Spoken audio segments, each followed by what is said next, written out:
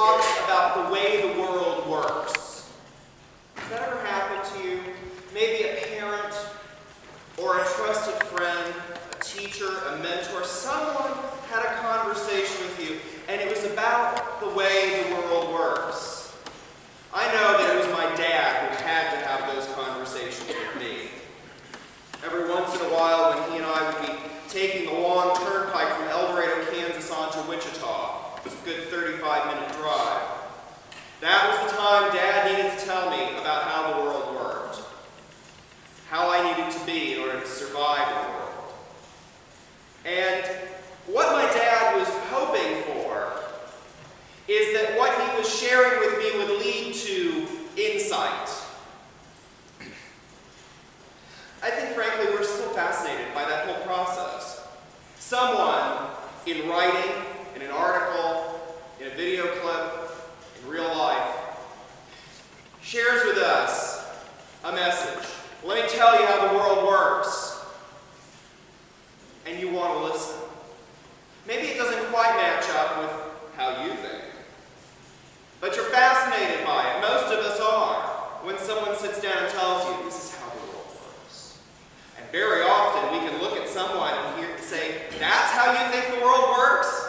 How many of us have had that experience? When someone tells you, oh yeah, let me tell you how the world works, and you think they're crazy. I can only imagine, even as I think of my father taking me down that turnpike in Kansas, telling me how the world worked, I can also think about some of the information that was shared with us in our cultural competency workshop a few weeks ago with our sister congregation.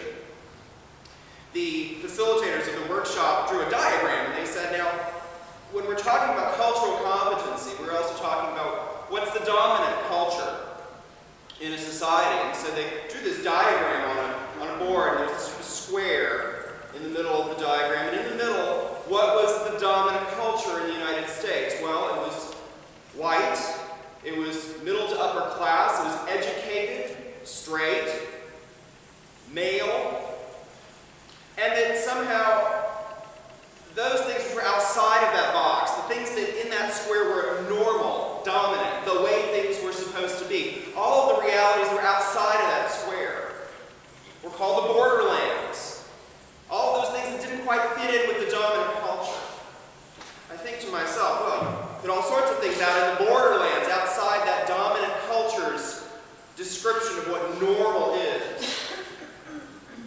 People of different sexual orientations, people less educated, people not born in this country, people of mixed race families, people who have had experiences with poverty. All of those experiences are out in the borderlands, not inside this square of what the dominant culture says life should be like. And I think to myself, you know, in every one of those situations, whether it's in the borderlands or within that dominant culture, people will sit and tell you this is how the world works. Everybody will.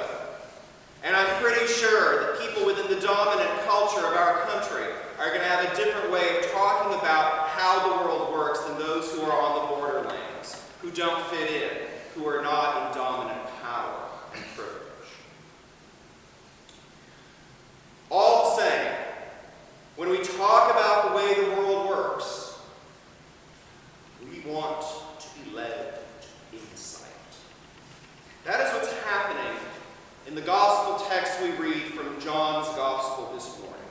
Nicodemus, a Pharisee, a religious leader of the Jews, comes to Jesus under cover of darkness. He doesn't quite want to be seen in public with Jesus, so he visits privately at night and talks to Jesus.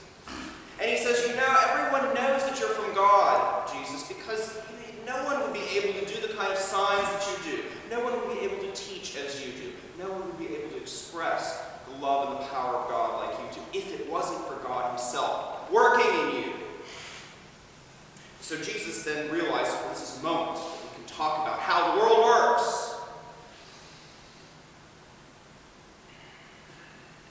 And it comes to that final verse that we hear. That God so loved the world that he gave his only Son, not to condemn the world, but to redeem it, to give it eternal life. That's the way the world works, Jesus said. And if we allowed ourselves to read a few more verses beyond this passage that we read this morning, we would realize that the picture that John's Gospel paints of the world is not an easy one to take. You see, the picture that John's Gospel paints of the world is a world that's lost. In Greek, cosmos, like cosmos, the system. Not just planet Earth, but the whole system is somehow falling apart and is lost. People, for whatever reason, no matter who they are, participate in a system where brokenness and corruption, wickedness and abuse are the norm. That's the world. And in this world, no one gets away with being sort of innocent. No one gets out of this world without being hurt by it. No one gets into this world without somehow allowing its brokenness to enter our hearts. That's the view that John's Gospel has